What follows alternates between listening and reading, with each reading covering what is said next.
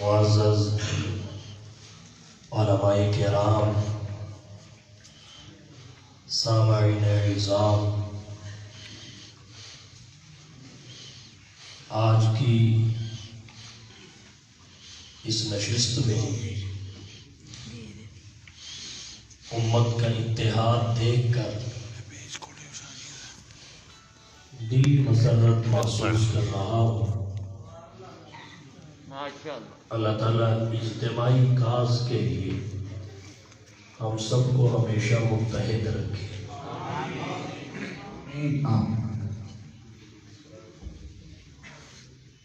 برادر عزیز، حضرت مولانا عبدالشکور صاحب حقانی دامت برکاتہم العالیہ نے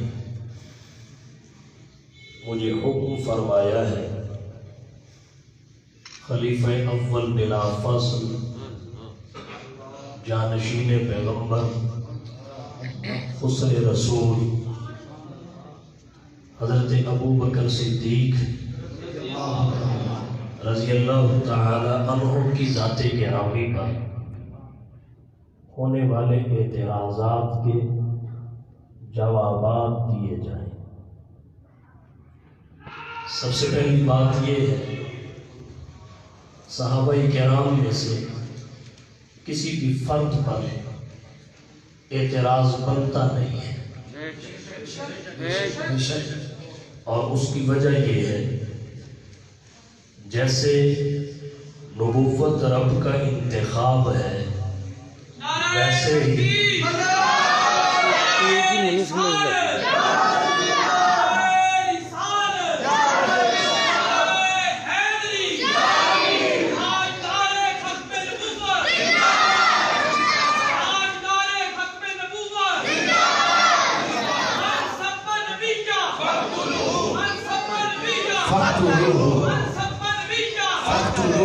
گلی گلی نگر نگر گلی گلی نگر نگر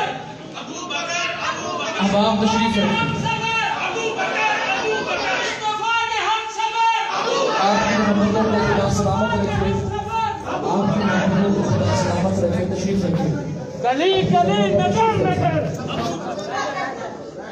دھیان سے حضرت مولانا فاروق صاحب کا بیان سماعت فرمائیں۔ کسی بھی صحابی پر کسی مسلمان کہلانے والے کو زیب نہیں دیتا وہ اعتراض کرے، اور رہا غیر مسلم کا اعتراض کرنا، ان کے اعتراضات سے تو نبی اور انبیاء محفوظ نہیں رہے، صحابہ تو پھر غیر انبیاء ہیں۔ جیسے نبوت رب کا انتخاب ہے، صحابیت بھی رب کا انتخاب ہے۔ نہ نبی خود بنتے ہیں، نہ صحابی خود بنتے ہیں، نبی کو بھی رب چنتے ہیں، صحابی کو بھی رب چنتے ہیں۔ یہی وجہ ہے اہل سنت والجماعت انبیاء کو بھی اعتراض اور تنقید سے بالاتر سمجھتے ہیں، کیونکہ وہ رب کا انتخاب ہے۔ اصحاب مصطفیٰ کو بھی اعتراض اور تنقید سے بالاتر سمجھتے ہیں، کیونکہ یہ بھی رب کا انتخاب ہے۔ ان پر کیا جانے والا اعتراض ان تک نہیں رہتا، انتخاب کرنے والے تک جاتا ہے۔ اس لیے اہل سنت والجماعت یہ سوچ بھی نہیں سکتے کہ کسی صحابی پر اعتراض کیا جائے، طعن و تشنیع اور تنقید کی جائے۔ لیکن اس کے باوجود بہت سارے لوگ یہ جسارت کرتے ہیں۔ حضرت ابو بکر صدیق رضی اللہ تعالی عنہ کے حوالہ سے ایک بات یہ کہی جاتی ہے جس کی بنیاد پر ان کی شخصیت، ان کی عظمت، ان کی حیثیت، ان کی عدالت اور ان کی ثقافت کو مجروح کیا جاتا ہے کہ اللہ کے نبی صلی اللہ علیہ وسلم انتقال فرما گئے، اور یہ حضور کی ذات گرامی کو چھوڑ کر خلافت کے چکر میں پڑ گئے، چلے گئے، آپ کی تجہیز و تکفین کا انتظام نہیں کیا۔ اس بنیاد پر خلیفہ اول بلا فصل جانشین پیغمبر حضرت ابو بکر صدیق رضی اللہ تعالی عنہ کی گستاخی کا ارتکاب کیا جاتا ہے۔ اس بارے میں مسند ابو یعلا سے ایک روایت آپ کی توجہ کی نظر کرنا چاہوں گا، جو صاحب فتح الباری نے فتح الباری کی 7ویں جلد 30 صفحہ پر حضرت علی رضی اللہ تعالی عنہ سے روایت کی۔ اس روایت سے پتہ چلتا ہے حضرت ابو بکر اور حضرت عمر رضی اللہ تعالی عنہ آج خود نہیں گئے اور پھر انہوں نے جا کر خلافت کی بحث نہیں چھیڑی، بلکہ جو پہلے سے چھڑی ہوئی تھی اسے حقیقی نتیجے تک پہنچایا۔ حضرت علی رضی اللہ تعالی عنہ فرماتے ہیں حضور کے انتقال کے بعد ہم خانہ مبارک میں موجود تھے، اچانک دیوار کے پیچھے سے ایک شخص آواز دیتا ہے، اے عمر بن خطاب جلدی آئیے اور باہر نکل کے بات سنیے۔ حضرت عمر بن خطاب رضی اللہ تعالی عنہ فرماتے ہیں ہم حضور صلی اللہ علیہ وسلم کے بندوبست میں مشغول ہیں، آپ ہٹ جاؤ، میں ابھی نہیں آ سکتا۔ وہ شخص آواز دیتا ہے ایک بہت بڑا واقعہ پیش آ چکا ہے، اگر آپ نہ آئے تو اس سے اتنا بڑا نقصان ہو سکتا ہے جس کی تلافی ممکن نہیں ہوگی۔ انصار اس وقت ایک بحث میں مبتلا ہے، اگر آپ پر وقت تشریف نہ لائے تو پھر اس کی تلافی نہیں ہو سکے گی۔ یہ بات سنتے ہی حضرت عمر رضی اللہ تعالی عنہ اور حضرت ابو بکر صدیق رضی اللہ تعالی عنہ نے تجہیز و تکفین کا انتظام حضرت علی اور دیگر افراد کے سپرد کیا اور تقسیم کار کے تحت وہاں سے وہاں چلے گئے جہاں یہ بحث چل رہی تھی، اور بحث کا مقام سقیفہ بنی سادہ تھا۔ جب وہاں پہنچے تو مہاجرین خلافت کے بارے میں دلائل دے رہے تھے کہ یہ ہمارا حق ہے، انصار دلائل دے رہے تھے ہمارا حق ہے۔ اختصار کے پیش نظر تفصیلات میں نہیں جانا چاہتا، بلاخر بات یہاں تک پہنچی، منا امیر و منکم امیر، ایک امیر تم میں سے ہو، ایک امیر ہم میں سے ہو۔ حضرت ابو بکر و عمر سن رہے تھے، جب منا امیر و منکم امیر کی صدا بلند ہوئی پھر حضرت ابو بکر کھڑے ہوئے اور کھڑے ہو کے کہنے لگے نہ انصار کے فضائل سے انکار ہے نہ مہاجرین کی قربانیوں سے انکار ہے، ایک بات کہنا چاہتا ہوں، میں نے حضور سرور کونین، ساقی کوثر، شافی محشر، ہادی اور رہبر، آمینہ کے لال، محبوب رب ذوالجلال، صاحب الحسن والکمال، جناب محمد مصطفیٰ احمد مجتبیٰ، حبیب کبریاء، فخر الانبیاء، سید الورا، شمس الضحیٰ، بدر الدجا، رہبر و رہنما، لا یمکن الصلاة، مکین گنبد خضرا، بلغ العلا، کشف الدجا، صلی اللہ علیہ وسلم سے سنا ہے الائمۃ من قریش، ائمہ قریش سے ہوں گے، بس یہ بات کہنے کی دیر تھی۔ انصار خلافت کے مطالبہ سے دست بردار ہو گئے، شیخ القبیلہ حضرت سعد بن عبادہ رضی اللہ تعالی عنہ دست بردار ہو گئے۔ خلافت انصار سے نکل کر مہاجرین میں آئی، جب مہاجرین میں آ گئی اب خلیفہ کسے منتخب کیا جائے؟ عمر کے لحاظ سے ابو بکر بڑے، فضائل کے لحاظ سے ابو بکر بڑے، نبی کی صحبت اور معیت اور رفاقت کے لحاظ سے ابو بکر بڑے، تو حضرت عمر بن خطاب نے حضرت ابو بکر کے ہاتھ پہ ہاتھ رکھ دیا، جناب ابو عبیدہ بن جراح نے ہاتھ پہ ہاتھ رکھ دیا، عثمان بن عفان نے ہاتھ پہ ہاتھ رکھ دیا، پھر خلقت ٹوٹ پڑی، بیعت شروع ہو گئی۔ اب یہاں کہنا یہ چاہتا ہوں نہ خلافت کے لیے گئے تھے نہ جا کے خود بیعت چھوڑی۔ حضرت علی کہتے ہیں گئے بھی نہیں، بحث بھی خود نہیں چھیڑی، بلکہ بلایا گیا اور پھر جا کے بحث چھیڑی نہیں، چھڑی ہوئی بحث کو سمیٹا۔ پھر اگلی بات یہ ہے حضرت ابو بکر نے خواہش کا بھی اظہار نہیں کیا کہ بیعت خلافت میرے ہاتھ پہ کی جائے، لوگوں نے خود ہی مستحق خلافت खिलाफत समझा और बैत कर ली। तो इस वजह से मैं अर्ज करना चाहता हूँ, न इन्होंने ख्वाहिश का इजहार किया, न ये खुद छोड़ के गए और न जाके बहस छेड़ी। रही अगली बात, जी हुजूर की तजहीज़ और तकफीन का मामला था, इसे छोड़कर खिलाफत के चक्कर में पड़ गए। अहले सुन्नत वल जमात का मौक़िफ़ ये है, खलीफा का तकर्रुर पहले होना चाहिए था, तजहीज़ और तकफीन के मामलात बाद में बनते थे। और उसकी वजह ये है, हुजूर की तजहीज़ और तकफीन आम शख्सियत की तजहीज़ और तकफीन नहीं थी। बहुत सारे मौके पे इख्तिलाफ राय का इम्कान था, इख्तिलाफ राय हुई भी। यहाँ एक शख्सियत ऐसी होनी चाहिए थी जो खलीफा की हैसियत से, हाकिम की हैसियत से किसी एक राय को फैसले का दर्जा दे सके। मसलन जब सहाबाए किराम में सबसे पहला इख्तिलाफ ये हुआ कि हुजूर की तदफीन किस जगह की जाए, एक राय ये थी मक्का में आपकी विलादत हुई, मक्का में तदफीन हो। दूसरी राय ये थी मदीना में आपकी वफात हुई, मदीना में तदफीन हो। फिर मदीना में तदफीन की राय दो हिस्सों में तकसीम हो गई। एक राय ये थी कि जहां आपकी रूह कफ़स उनसरी से परवाज हुई वहां आपकी तदफीन हो। नंबर 2 जन्नतुल बकी जो बड़ा कब्रिस्तान है उसमें आपकी तदफीन हो। एक राय ये थी मुल्क शाम में आपकी तदफीन हो, जहां आपके जद्द अमजद हजरत इब्राहिम खलीलुल्लाह अलैहिस्सलाम मदफून है। अब आरा मुख्तलिफ हो गई। हमारा मौक़िफ़ ये है, अगर कोई खलीफा होगा वो किसी एक राय को तरजीह देगा, अगर कोई खलीफा होगा वो एक राय पे फैसला करेगा और उसकी बात से फैसले का इन्हिराफ किसी के लिए दुरुस्त नहीं होगा।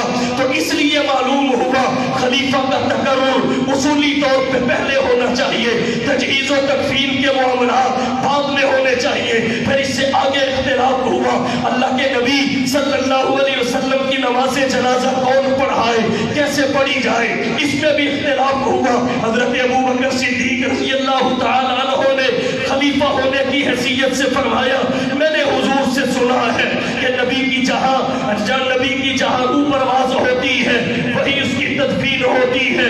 और उसके बाद अगली बात ये, हुजूर तो नबियों के नबी है, इमामों के इमाम है, अंबिया का कलमा उम्मतों ने पढ़ा है, आका का कलमा नबुव्वतों ने पढ़ा है, अंबिया ने इमामत उम्मतों की करवाई है, खातमुल अंबिया ने इमामत नबुव्वतों की करवाई है।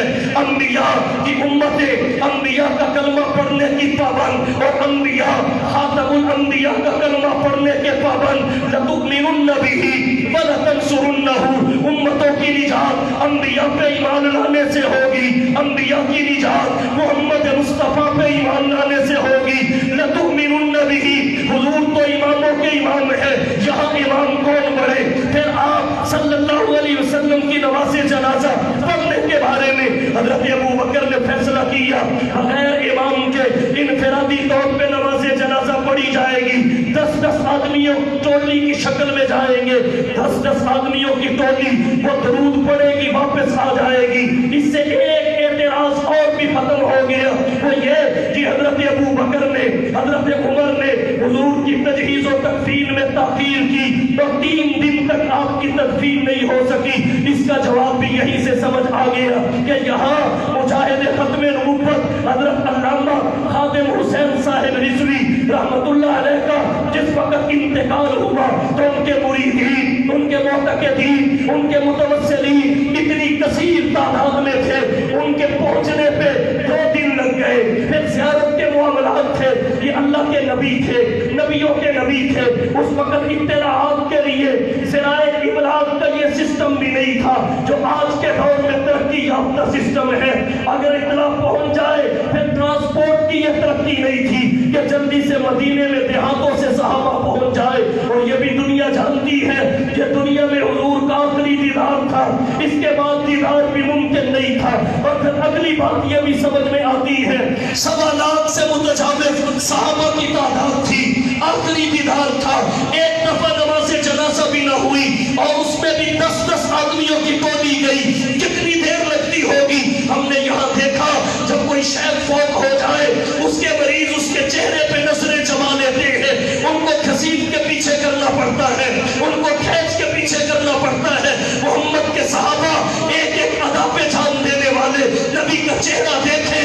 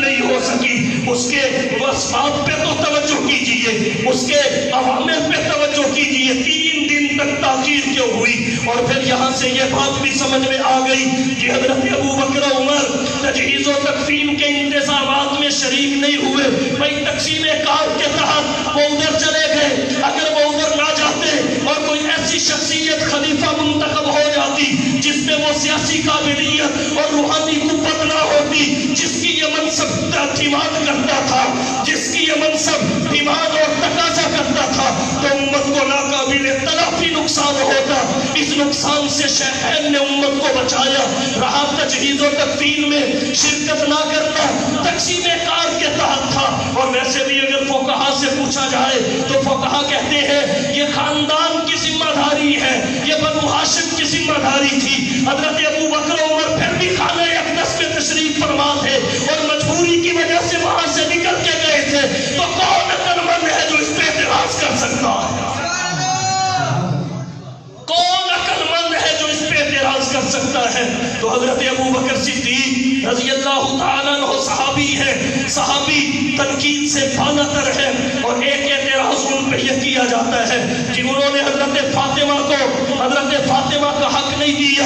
میں بڑے سادہ لفظوں میں بات کرنا چاہتا ہوں، یاد رکھیے انبیاء کی میراث مال میں جاری نہیں ہوتی، انبیاء کی میراث علم ہے، انبیاء کی میراث عمل ہے، انبیاء کی میراث اخلاص ہے، انبیاء کی میراث تقویٰ ہے، انبیاء کی میراث طہارت ہے، انبیاء کی میراث علم نہیں ہے، عام انبیاء کی میراث مال نہیں ہے۔ اگر مال انبیاء کی میراث ہوتی، دنیا انبیاء کو تانا دیتی۔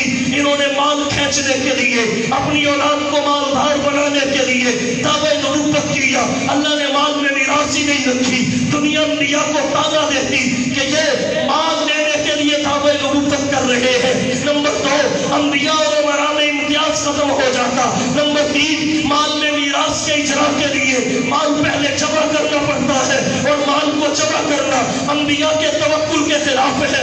نمبر 4، جہاں مال میں میراث جاری ہوتی ہے وہاں 5 دفعہ وارث اپنے مورث کی موت کا انتظار کرتا ہے، اور 5 بدبخت اپنے ہاتھوں سے مار دیتے ہیں۔ اسی وجہ سے شریعت مطہرہ نے ایسے بدبخت وارث کو اپنے مورث کی میراث سے محروم قرار دیا ہے۔ تو اللہ نے انبیاء کی میراث مال میں جاری نہیں کی تاکہ کسی کو موت کا انتظار مال کے لالچ میں بھی نہ رہے۔ ان کے افراد کی شادیاں کروائی جاتی تھی، ان کے افراد پہ نفقہ وہاں سے ہوتا تھا، لیکن اس کا یہ مطلب نہیں ہے وہ ملکیت میں حضور صلی اللہ علیہ وسلم آگے دے کے چلے جاتے۔ آسان سی بات ہے، ہماری پاک فوج، بہادر فوج اگر کسی علاقے پہ قبضہ کر لے، اب وہ علاقہ آرمی چیف کی ملکیت نہیں ہوتا، وہ ریاست کی ملکیت ہوتا ہے، وہ سسٹم کی ملکیت ہوتا ہے، وہ پوری قوم کے مفاد کے لیے ہوتا ہے۔ یہ بات فتح امام بخاری نے حدیث ذکر کی، صاحب مشکات نے ذکر کی، آمدن چونکہ ملتی تھی، اس اشتباہ سے حضرت فاطمہ نے سوال کیا۔ امام بخاری فرماتے ہیں ان فاطمہ سألته ان يجعلها لها فأبى، اللہ کے رسول سے مطالبہ کیا مجھے الاٹ کر دیا جائے، فأبى، اللہ کے رسول نے انکار کر دیا۔ اب حضرت ابو بکر نے کیا کیا ہے؟ نبی کے فیصلے کو باقی رکھا ہے۔ حضرت ابو بکر نے کیا کیا ہے؟ نبی کے فیصلے کو تبدیل نہیں کیا، حضور نے انکار کیا۔ ایک لمحے کے لیے سوچئے، ابو بکر بھاگ دے دیتے تو دنیا ابو بکر کو کس نظر سے دیکھے، کس نظر سے دیکھے؟ آج تو کہتے ہیں نہیں دیا۔ احتجاج کی ورسی میں لکھا ہے کہ جب حضرت فاطمہ نے باغ کے بارے میں سوال کیا تو حضرت ابو بکر نے بڑی فراخ دلی سے کہا، فاطمہ رضی اللہ تعالی عنہ سے، حضرت فاطمہ سے کہا میرا سارا مال تیرے لیے حاضر ہے، میرا سارا مال تیرے لیے حاضر ہے، اور دیتے بھی رہے۔ تم چند کھجور کی ٹہنیوں کو لے کے بیٹھے ہو، ابو بکر نے اتنا دیا اس سے کئی بار خریدے جا سکتے، لیکن معترض کے پیش نظر جائے اعتراض ہوتی ہے، اور دیا کیوں نہیں؟ آمدن تو ملتی رہی اسی طرح جس طرح نبی کے زمانے حیات میں ملتی تھی. ملکیت علاج نہیں ہوئی کہ میں تیرے بابا کے فیصلے کو تبدیل نہیں کر سکتا. اور جو حضرت ابو بکر نے کیا وہی حضرت علی نے بھی کیا. حضرت علی نے بھی اس سے مختلف نہیں کیا. اب میں ایک بات اور عرض کرنا چاہتا ہوں. ہمارے میراث اور علم الفرائض کے جو اصول ہیں، ضوابط ہیں، ان میں یہ بات لکھی ہے کہ جب خاوند فوت ہوتا ہے اس کی بیویاں ہو بیوی ہے. عمر کی بیٹی حفصہ نبی کی بیوی ہے. اگر تو ابو بکر نے اپنی بیٹی عائشہ کو 8ویں حصے میں سے دے دیا، عمر نے اپنی بیٹی حفصہ کے لیے لے لیا، حضرت فاطمہ کو نہیں ملا، پھر تو کر اعتراض. لیکن سب سے پہلے بیٹیوں کو نہیں دیا تو اعتراض کس بات پہ ہے؟ اعتراض کس بات پہ ہے؟ اور پھر جب حضرت فاطمہ رضی اللہ تعالی عنہ انتقال فرما گئی، حضرت فاطمہ حضور کے انتقال کے 6 مہینے کے بعد اس دنیا سے رخصت ہوئی. اگر یہ باغ حضرت فاطمہ کی ملکیت تھا، میراث میں انہیں ملتا تھا، تو پھر اب حضرت فاطمہ کا انتقال ہو چکا. اب حضرت علی موجود ہیں جو ان کے خاوند ہیں، حضرت فاطمہ کی اولاد موجود ہے. جب بیوی فوت ہو جائے، صاحب اولاد ہو، اس کی میراث اور ترکے سے اس کے خاوند کو چوتھا حصہ ملتا ہے. اب حضرت فاطمہ کے انتقال کے بعد اگر وہ حضرت فاطمہ کا حق بنتا تھا، حضرت علی کا اپنا بھی چوتھا حصہ اس میں ثابت ہو گیا، حضرت علی کے بیٹوں کا بھی ثابت ہو گیا. اب حضرت علی چوتھے نمبر پہ خلیفہ بن چکے ہیں. اہل سنت والجماعت کے نزدیک چوتھے خلیفہ حضرت علی المرتضیٰ شیر خدا اسد اللہ کرم اللہ رضی اللہ ہے. اب حضرت علی اپنا حق نہیں لے رہے، اپنا حق نہ لے کے بتا دیا کہ یہ انبیاء کی میراث مال میں جاری نہیں ہوتی، اگر ہوتی تو اپنا حق لیتے، اپنی اولاد کا حق لیتے. اب تو خلیفہ خود ہے، ہاتھ روکنے والا کوئی نہیں. اب تو خلیفہ خود ہے، رائے سے اختلاف کرنے والا کوئی نہیں. اب تو خلیفہ خود ہے، کوئی غصب کرنے والا بھی کوئی نہیں بقول کسی کے. مگر نہ صحابی ہو، غاصب ہو، اس مرتبہ ان کی ہے، جمع ہو ہی نہیں سکتے. چلو حضرت علی کے بعد دیکھیے خلیفہ کون بنا. حضرت علی کے بعد خلیفہ حضرت حسن بن علی بنے. 6 مہینے تک ان کی خلافت رہی. ان کی والدہ کا حصہ بھی نہیں ملا، ان کے والد کا حصہ بھی نہیں ملا، ان کا اپنا بھی حصہ نہیں ملا. اب تو خلیفہ ہے، نہ حضرت حسن نے لیا، خلیفہ ہوتے ہوئے نہ حضرت علی نے لیا. انہوں نے بھی اسی فیصلے کو برقرار رکھا جو نبی اور صدیق نے کیا تھا، اور اسی فیصلے کی تصدیق کی. اب سوال یہ ہے، جب ہمارا اعتبار نہ دینے کی وجہ سے حضرت علی پہ ہے، ہونا چاہیے، تو بد اعتمادی ابو بکر پہ کیوں ہے؟ مصطفیٰ کا ہم سفر، مصطفیٰ کا ہم سفر. اور ایک اعتراض یہ، حضرت ابو بکر نے خلافت کو غصب کر لیا. یاد رکھیے تفسیر صافی میں روایت ہے، حضرت حفصہ کو حضور نے پریشان دیکھا تو تسلی دینے کے لیے کہا، یا حفصہ ان ابا بکر یلی الخلافت من بعدی ثم بعدہ ابوکی. اے حفصہ میرے بعد تو خلافت کا والی اور تاجدار ابو بکر ہوگا، ثم بعدہ ابوکی. البتہ تیرے لیے خوشخبری یہ ہے کہ ابو بکر کے بعد تیرا بابا عمر خلافت کا والی اور تاجدار ہوگا. قالت من انبا کا حاضر، حضرت حفصہ نے سوال کر دیا، اللہ کے رسول من انبا کا حاضر، آپ کو کس نے بتایا؟ تو اللہ کے نبی کہتے ہیں نبعنی العلیم الخبیر، مجھے علم والی باخبر ذات نے بتایا ہے کہ خلافت کا پہلا تاجدار ابو بکر ہے، دوسرا تاجدار جناب عمر ہے. شان صدیق اکبر، مقام صدیق اکبر. اس کے بعد پھر کیا ہوا؟ حضور صلی اللہ علیہ وسلم نے خلافت صدیق اکبر کے ایسے واضح اشارے امت کو دے دیے کہ مسجد نبوی میں جتنے دروازے اور کھڑکیاں لوگوں کے گھروں کے کھلتے ہیں سب کو بند کر دیا جائے، ایک ابو بکر کا کھلا رہے. یہ ان کی خلافت کا اشارہ تھا. مسلم اور بخاری میں روایت آتی ہے، جبیر بن مطعم راوی ہے، عورت آ کے سوال کرتی ہے، حضور نے فرمایا پھر آنا. وہ کہتی ہے اگر آپ کو نہ پاؤں تو پھر کس کے پاس جاؤں؟ فرمایا ابو بکر کے پاس چلے جانا. اگر وہ بھی نہ ہو تو پھر کس کے پاس جاؤں؟ فرمایا عمر کے پاس چلے جانا. اشارے واضح کر دیے. بخاری میں روایت آتی ہے، حضور نے فرمایا عائشہ اپنے والد کو بلاؤ تاکہ میں تمہیں کچھ لکھ کے دے دوں، تاکہ بعد میں کوئی امیدوار اور مطالب سامنے نہ آ جائے. حضور صلی اللہ علیہ وسلم نے فرمایا، پھر کہنے لگے فاطمہ ٹھہر جاؤ، کوئی بات نہیں. یا اللہ والمؤمنون الا ابا بکر، اللہ بھی اہل ایمان بھی ابو بکر کے علاوہ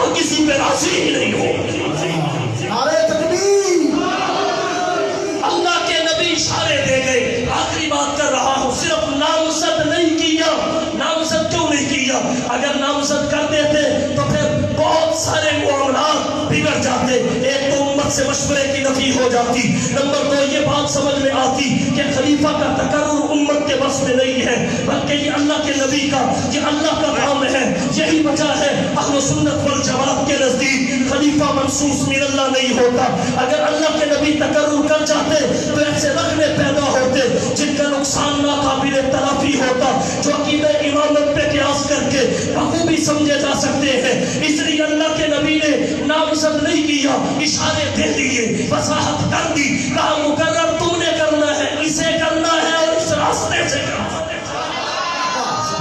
بندہ یہ ہے، مقرر تم نے کرنا ہے، اسے کرنا ہے اور اس راستے سے کرنا ہے، عوامی رائے سے کرنا ہے اور مشورہ سے کرنا ہے۔ پھر آخر بحث و تمہیز کے بعد حضرت ابو بکر کو صحابہ کرام نے اجماعی طور پہ خلیفہ مقرر کر لیا، اور اہل سنت والجماعت فقہائے احناف جب اجماع کے درجات بیان کرتے ہیں تو اجماع کا سب سے کمی درجہ یہی بتایا جاتا ہے جو صداقت خلافت صدیق پہ صحابہ کا اجماع ہوا ہے۔ حضرت علی نے بھی بیعت کی، اور پھر احتجاج کی ورثی میں روایت آتی ہے حضرت اسامہ نے سوال کیا البایعۃ یا علی، اے علی آپ نے بھی بیعت کر لی؟ حضرت علی نے فرمایا نعم یا اسامہ، نعم یا اسامہ، نعم یا اسامہ۔ جب وجہ پوچھی گئی تو صاحب ریاض النظرہ کہتے ہیں حضرت علی نے وجہ یہ بتائی کہ حضور نے جب ہمارے دین کا امام ابو بکر کو بنایا ہے تو علی دنیا کا امام کسی اور کو کیسے بنا سکتا ہے؟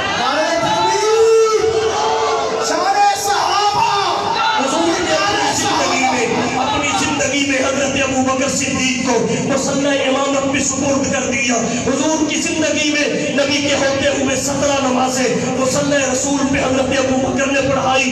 جمعرات کی عشاء پہلی نماز، جمعے کی 5 6 اور اس کے بعد ہفتے کی 5 11، پھر اتوار کی 5 16، پھر سوموار کی فجر پڑھائی۔ ظہر سے پہلے اللہ کے نبی دنیا سے رخصت ہو گئے۔ 17 نمازیں حضرت ابو بکر نے حضور کے ہوتے ہوئے مصلح رسول پہ پڑھائی۔ صحابہ نے پیچھے پڑھی، علی نے پیچھے پڑھی، حسن نے پیچھے پڑھی، حسین نے پیچھے پڑھی۔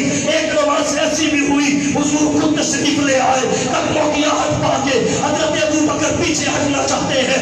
آمینہ کے لال محبوب رب ذوالجلال صاحب الحسن والکمال اپنی جگہ پہ جمے رہنے کا اشارہ کرتے ہیں اور خدا کے آگے کھڑے ہو جاتے ہیں۔ حضور نماز ابو بکر کو پڑھاتے ہیں، ابو بکر صحابہ کو پڑھاتے ہیں۔ حج کا امام سن 9 ہجری میں حضرت ابو بکر صدیق کو مقرر کر دیا، اور پروفیسر ہٹی کہتا ہے حضور کی صداقت کے دلائل میں ایک بڑی دلیل یہ ہے کہ انہوں نے اپنی زندگی میں فقط سے پہلے حضرت ابو بکر کی مخفی صلاحیتوں کو پہچانا اور امت کی بات دور ان کے سپرد کر دی۔ اور اگر حضرت ابو بکر کی جگہ دوسرا کوئی ہوتا تو شاید حالات کنٹرول نہ کر سکتا جو حضرت ابو بکر نے کر کے محمد کی صداقت پہ مہر لگا۔ وہ صحابی ہو اور اس پہ اعتراض مسلمان کرے، یہ مسلمان کو زیب نہیں دیتا۔ اور پھر صحابی نہیں، جب اسلام کی گنتی شروع ہو تو اکائی ابو بکر ہے۔ مسلمانوں کی ابتدا ابو بکر سے ہوتی ہے، خلفاء کی ابتدا ابو بکر سے ہوتی ہے۔ تو اپنے دل میں محبت کو جگہ دیجئے، عقیدت کو جگہ دیجئے۔